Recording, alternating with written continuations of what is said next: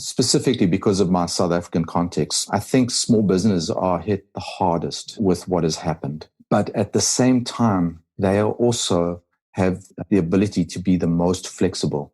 They can literally turn on a dime. They can change a strategy overnight. And I think that's such a key thing for anybody who's in a smaller business to really think about and say, we have an advantage in this, in that we can turn around really, really quick. I think, Lennon was famous for quoting that there are decades when nothing happens and weeks where decades happen. I think we're in the weeks where decades are happening. This is Crisis Cast 2020 with me, Toby Goodman, a podcast where I get timely wisdom from experts in life and business. These guests will answer my 5 questions, sharing wisdom and insights to help you and me get through this global shitstorm. Today on Crisis Cast 2020, I'll be straight with you. I had to Google the attribution to the quote my guest shared with me on this one due to his accent. The quote is, "There are decades when nothing happens and there are weeks when decades happen." And to confirm, it's Lenin, not Lennon. Bradley Schmidt joins me from, as far as we know, the world's strictest lockdown. That means no walks, including dog walks, no alcohol, essentials only. Bradley shares some deep insights into how he coped with losing a manufacturing business back in the crisis of 2008. And the fact that he's still here now to tell the tale should be enough for anyone, especially those of you who are running a business that can't operate right now, to listen in. Who says marketers can't be decent people? Here's my sit-down chat with a stand-up guy, Bradley Schmidt. Before we start the show, I have something for you if you identify as pod curious. It's perfect for you if you're an expert, consultant, or business owner. Maybe you're wondering if podcasting is worth the effort, especially now, or perhaps you've tried podcasting in the past but have been disappointed with the results. In this free guide, Podstar, I'll share the exact 7 steps we use to help publish over 2,000 podcasts each month. To get instant access, go to podcastnetworksolutions.com. Bradley Schmidt, welcome to Crisis Cast 2020. Thanks for coming on. Thank you, Toby. Now, you're the first person I've had on the show who sounds like you. So, where are you in the world? I'm a South African. I live in the country area of KwaZulu-Natal. We call it the Midlands. I'm a 3rd-generation South African, so I'm very much African. We spoke a few months ago, met a few months ago online through a community we're both in, and I'm speaking to people all over the world on this podcast. But you're the first person who I've spoken to since this is all kicked off, who's in South Africa. So I'd love to know what your experience has been so far on a local level and a national level where you are. Wow. South Africa acted very quickly. The government acted very quickly. And as far as I understand, we've had the strictest lockdown in the world. We cannot take our dogs for a walk. We can't go for a run in the forest. They even have a ban on the sale of cigarettes and alcohol. So the military's in the street, the police are all over the place, and the only way you can get to go anywhere is to go to the shop to buy essentials. That means all businesses shut down, and unless you can work from home or have an infrastructure or some sort of setup where you can continue to run your business from home, it's pretty much stopped dead. I think another specific thing in South Africa, I think, has the highest wealth inequality in the world. And so I think the impact on unemployment, I think, is looking to hit around between 30 and 40% at the end of this. So I think we're in for some very, very big challenges. I think The other thing that I wanted to just bring out is there seems to be 2 responses that I'm experiencing from my clients. I think the first response is, well, we'll wait and see. And I've strongly encouraged them not to do that. And the second response is, well, how do we reshape ourselves to come out the other end and to get ourselves through this? So I think that would be a quick summary of where we're at in South Africa. I think very fortunately our numbers have to date remained pretty low in terms of infections and deaths. So I think we're very grateful for that. Yes, that sounds crazy. I mean, we're reasonably locked down here in the UK, but I've not heard any description that severe. So, wow. Okay. Now, obviously, it sounds like you're well set up. I mean, I kind of know you to be well set up as someone who works and controls his business from home online. In terms of home stuff, I don't know if you're married or have kids or anything like that. Has anything changed at home? I think I'm one of the fortunate ones in that I've been doing this for quite a long time, working sort of in a combination of working on client premises and from home.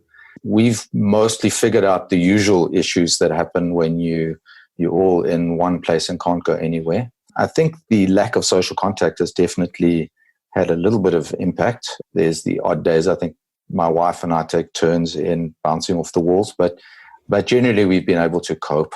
If my two sons, which are now grown and married, were at home, I think we'd be having a very, very different conversation right now. Yes. Well, I could definitely have that conversation with you, but we won't go there yet.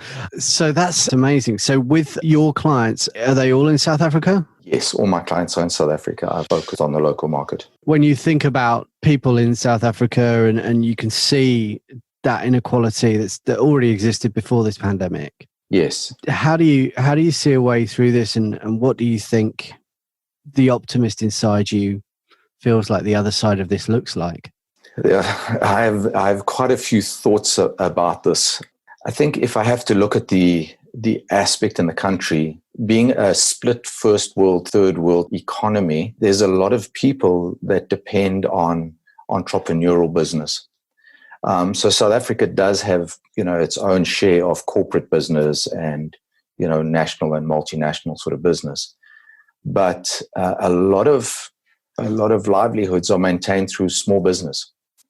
And I think I would like to see the government really be able to change the environment to support local businesses much, much better. I think governments tend to favor bigger businesses, but I think if I could see that happening in South Africa, that would be a real advantage to smaller businesses. There's one particular client that I'm involved with more on the consulting side of it, which has been looking at a last mile solution for retail in Africa, because Africa's retail is very informal, and they've developed a SaaS product that works on phones where literally your guys sitting on the corner selling cigarettes and lunch snacks and things like that, and airtime can track their stock and all that. And I'd like to see a lot more of those opportunities find their way to the light. And I think they are. This particular product has really, I think, got a huge amount of potential. And that's a very specific African thing, but I think it may well translate into many of the Eastern countries, Asian countries, where there's quite similar populations. So, I think there's a lot of opportunity for SaaS companies to really consider small business markets in Africa. I think there's a lot of opportunity there. In terms of the rest of stuff, the rest of business, more formal sort of business that we have, what I'm finding is a lot of my clients are basically saying, well, if we come out the other end, how are we going to do that? And so I'll give you an example of one customer. They're in the 3D printing bureau space, and they've been able to adapt very, very well because of a lot of the online systems that we've implemented before COVID-19 broke. One thing that we're definitely starting to see is, the way that I would explain it is, doors that were shut tight before, I think are starting to open. I'll give an example of a farmer whose sorting line for fruit and for nuts, the logistics industry can't supply the parts, because there's just no international shipments and they can't get the parts. The 3D printing company has been able to take that part, digitize it, and produce the part for them on 3D printing. Now, generally, price-wise, that would not be an option from a manufacturing point of view. But now suddenly that is an option. And those are the kind of things that we're starting to see, is barriers that were very, very difficult to get past in the past are now not a barrier at all. And I think conversely, you'll find the same thing. Things that you could do easily in the past, I don't think you'll be able to do them as easily anymore. I think specifically retail is going to have to rethink the way that it works coming out of this, just in terms of the impact that it's had on retail. I think some of the major retailers in South Africa may not make it out the other end of this. So it's going to be really interesting to see how they adapt. We talk a bit about government response, and we've all got our personal opinions on the governments where we are and how their responses have been. Are you seeing, outside of the app development and stuff like that, how are you leading your clients through this? Because you're one of the people who are in a privileged position where in the country you're in. What's changing with your strategy? Well, I think I came to quite a big conviction. I've been quite comfortable servicing a very sort of select and limited group of clients. It's enabled me to give them the attention to detail and to really focus on them. And the knowledge and the skill involved in digitization of a business, taking things online, e-commerce, digital marketing, digital platforms, all of that sort of stuff is a relatively rare skill in South Africa. And I've realized that I have a responsibility to figure out how to help more businesses.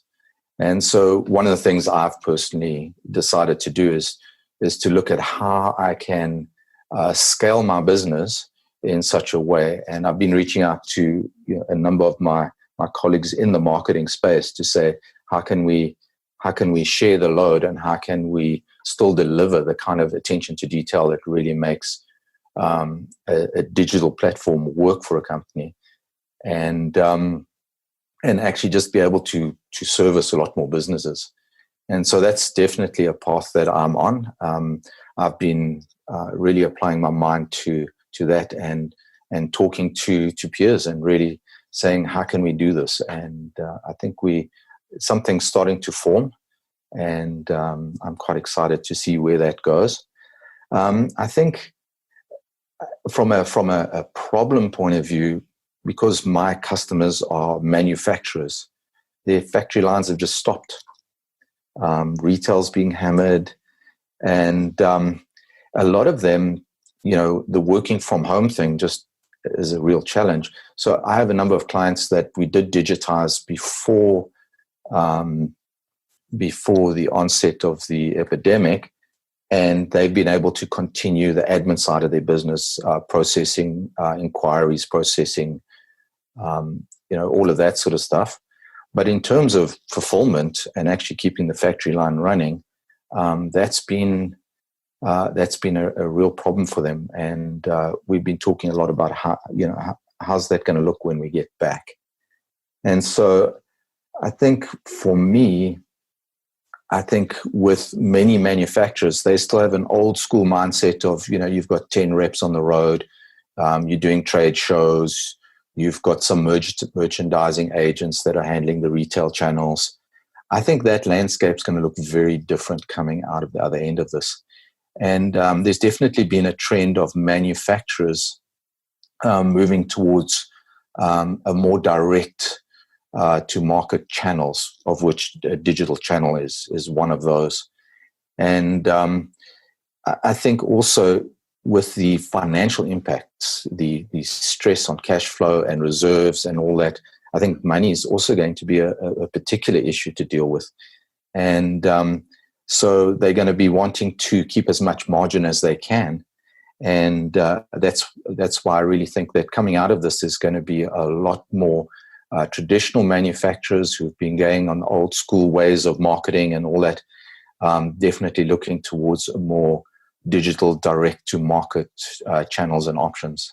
And that's really where I'm trying to gear myself up for, is to be able to help those companies be able to implement that into their businesses. Because it's not really always that straightforward. It's not, oh, well, I'll just put up a website and start selling online. There's a lot more to it than that. So So that's really what I would say has changed for me and the direction that I'm heading in. Yeah. And I think just another side is one particular client that I've worked with for many years. They wanted to transition to an international market. And so what we did is we deployed a digital only strategy, and that's really worked really well for them. So, I think a combination of those sort of things is going to be really helpful for a lot of manufacturers that are, have been relying on this old school way of doing things.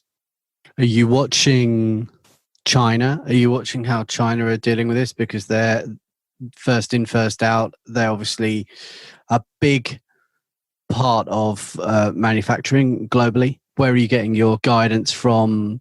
Or are you looking at China at all for inspiration of how to navigate this? Okay, so it's really interesting that you point to China. I've spent quite a lot of time in China at many factories. And I really respect their work ethic and the way that they do what they do. They are really very just as a nation in terms of the way that they do what they do.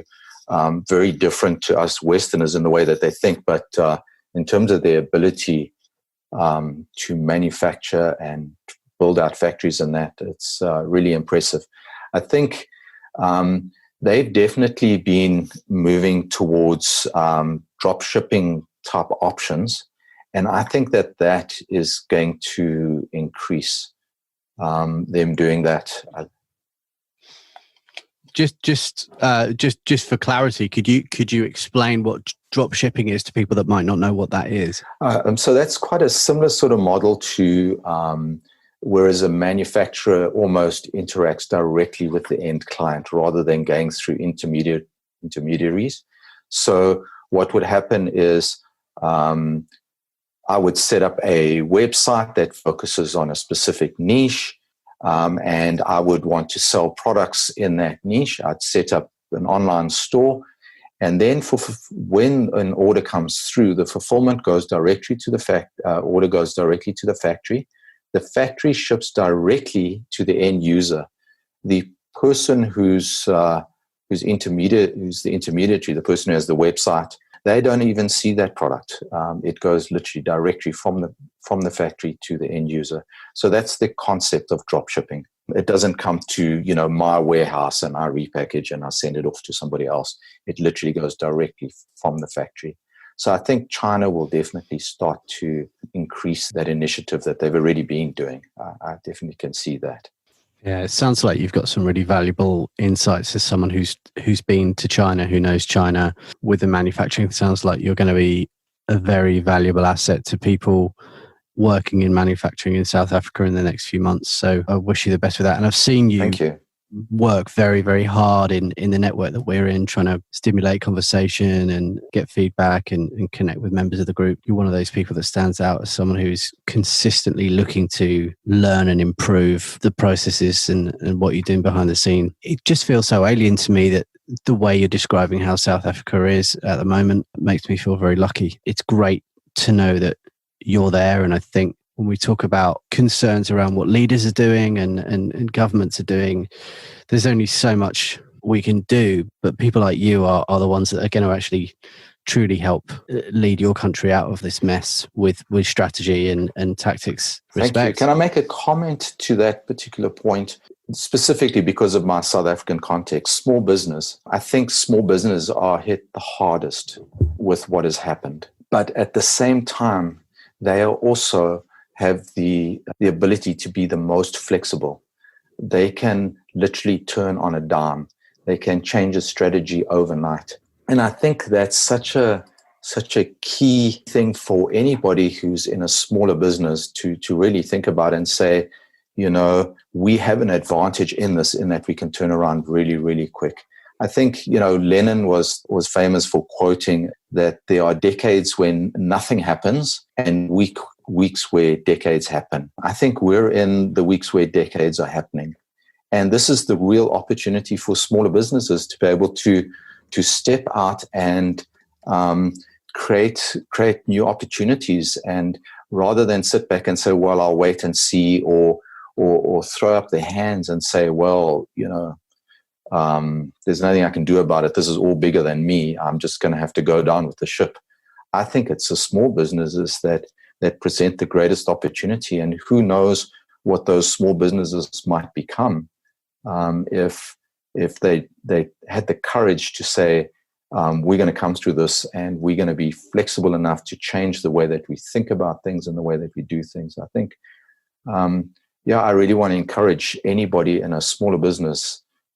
Don't let this take you out. Let this spur you into doing something that only you can do. I completely agree with that. And it's been my experience, right? A few weeks ago, before this all happened, I was mainly talking to much larger businesses than the one I helped to run with Podcast Network Solutions. I was looking at creating those partnerships with large corporations, and it was all going very, very well.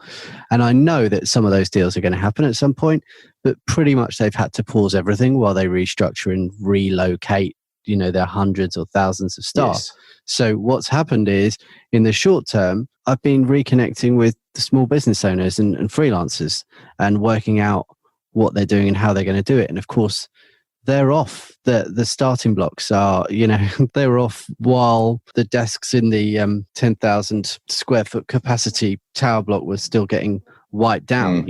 Like, we're already off, and I'm not sure everything that we're trying is going to work, but the fact that we're out the door quicker, I think, is going to serve us. So I completely agree with that. And so let's kind of wrap this up with that tone in mind, because that feels good, and it feels like a message that's coming through all of these interviews. Is there anything specific that's happened to you in your local area or in business that's impressed you and surprised you? I know you mentioned the app obviously earlier, but is there any behaviors and things you're seeing in your local area that's been inspiring to you? Maybe I could just, if you don't mind, just take a step back. There was this just a thing that I've experienced in the past that could well be helpful just to the very small businesses that I am talking to.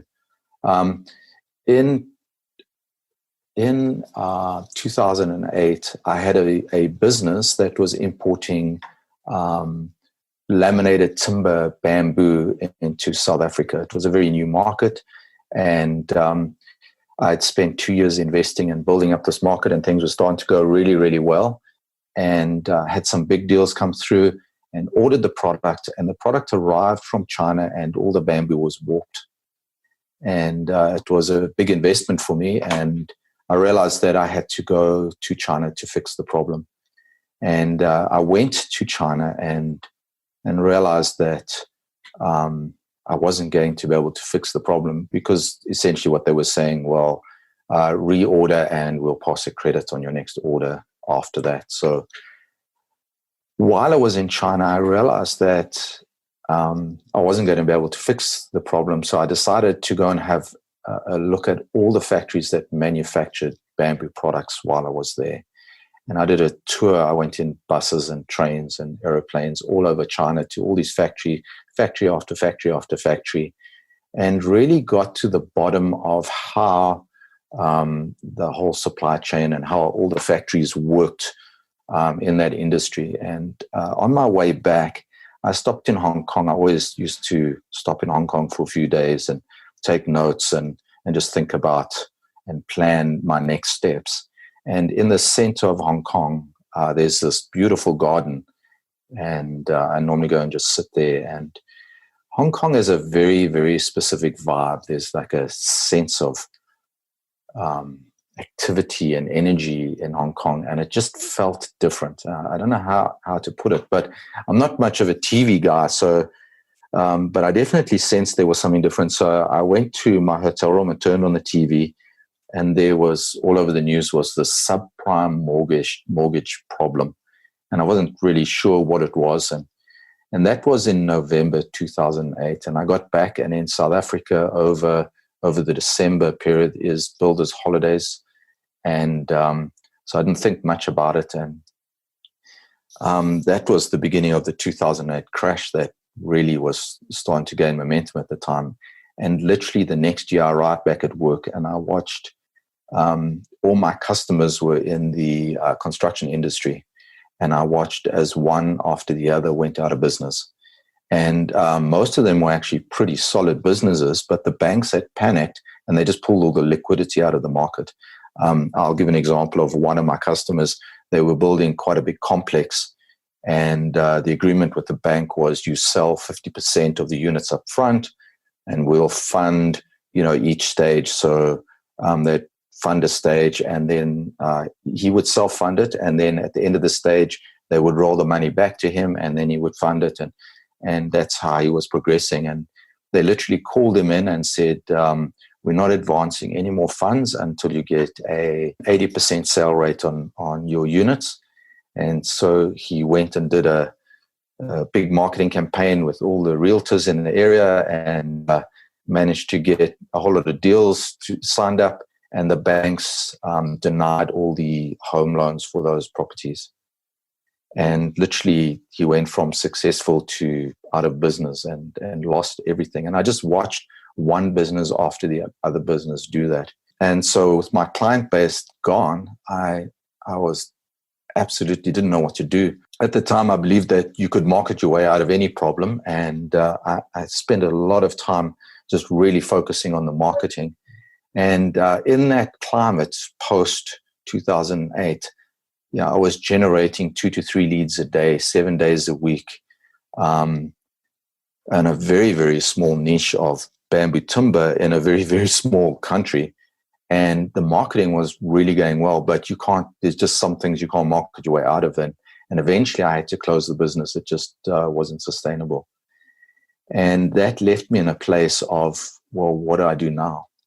And I think there's going to be a lot of people that are going to find themselves in that place right now or in the weeks ahead, where everything that they've built and everything that they've done, something bigger than them has come and, just swept it away from in front of them, and they don't know what to do.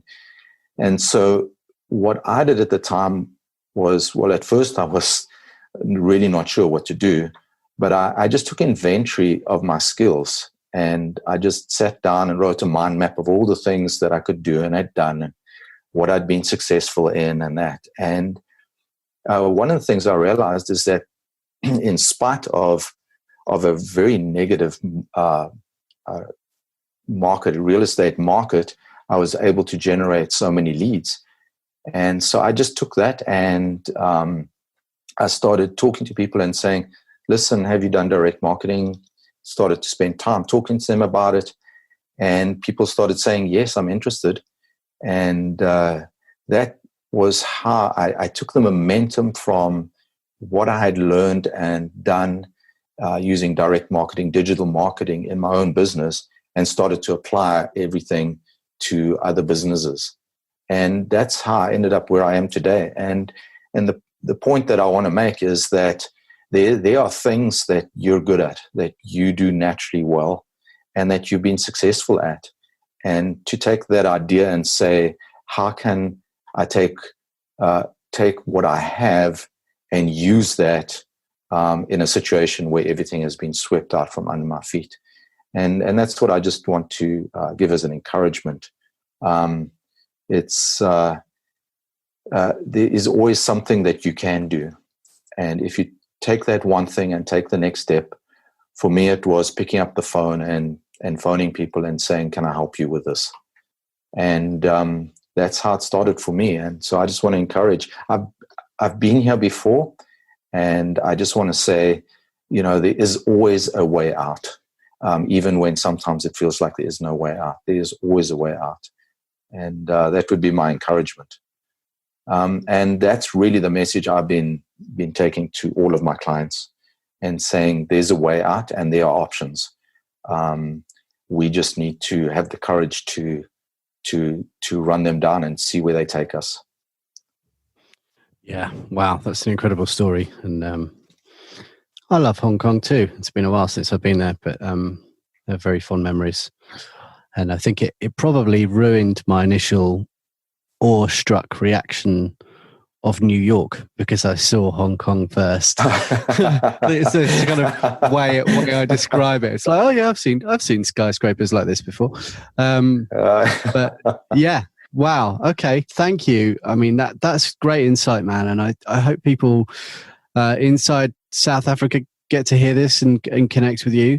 And I hope people who are dealing with the bricks and mortar style businesses. I've mainly been speaking to service coaches and people who are very, very easily, well, I was already working online, and as much as clearly you will already were in many ways, you are directly working with people who have locations and staff and machines that make things. And that's been really interesting for me. So thanks for your time, and I look forward to our next chat off air. Do tell people where they can find you. We'll of course put everything in the show notes too. Thank you. Toby, thanks also for the opportunity to just be able to spend some time chatting to you today. I really do appreciate it.